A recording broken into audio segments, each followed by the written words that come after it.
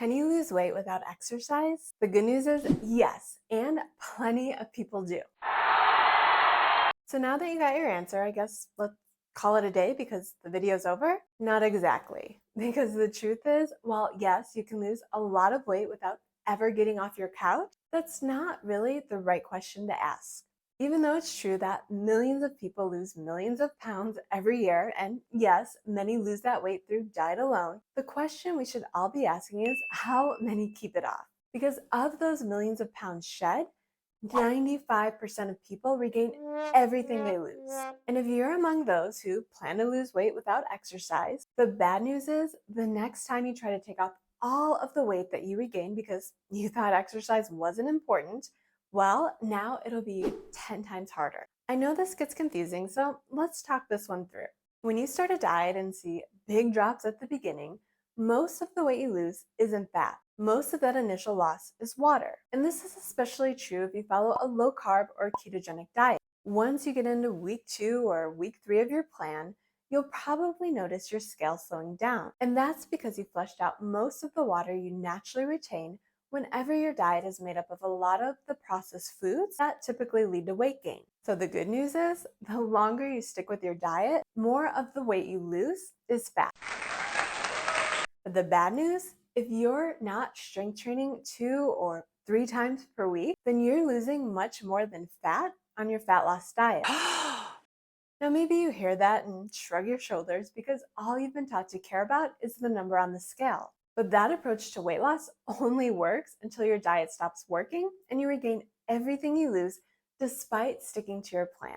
Here's the thing. Even though most of the fat you lose will be through what you eat, the problem with losing weight without adding strength training is whenever the number on the scale drops, you're not just losing fat.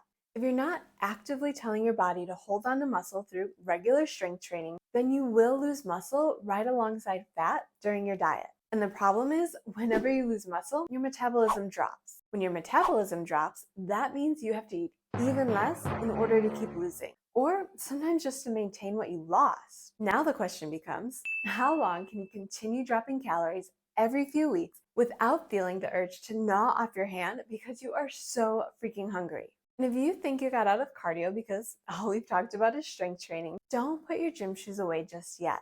First off, cardio exercise like walking, running, the elliptical bike, or Stairmaster is a great way to boost overall health.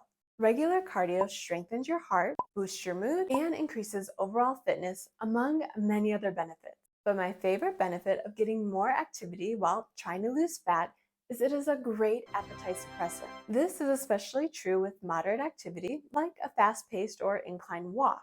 Plus, if you spend most days glued to the couch instead of increasing activity, you'll have to keep dropping calories in order to keep losing. And we already talked about what a catastrophe that becomes. One reason you'll have to continue dropping calories is that your body is very sensitive to caloric restriction. Since you evolved to survive famines, whenever you drop calories, your body drops your metabolism to compensate. This means what used to be a calorie deficit, where you lost weight, won't be a deficit for very long. Especially since as you lose weight, there's less of you. And that's another reason that you need less calories just to maintain your current weight. One way to combat this natural compensation is by staying active. And this can be in the form of formal exercise like walking or biking, or even through ramping up daily NEAT activity through activities like cleaning or even parking further away. But either way, fitting in more walks helps with both appetite suppression as well as to keep your calorie output higher. So now the question becomes, why do you keep looking to avoid this helpful weight loss tool? Not only that, but exercise is the only way to improve overall health without losing weight. So even if you don't see huge drops on the scale when you add more exercise, you're still getting tons of other health benefits. Now that we talked about all of the reasons that you should add strength training plus more activity to your fat loss plan, you may be wondering how to make your new habits stick. Watch this video next to learn how I made strength training a cornerstone of my health routine. I went from dreading weightlifting for more than 20 years to getting my best results after 40.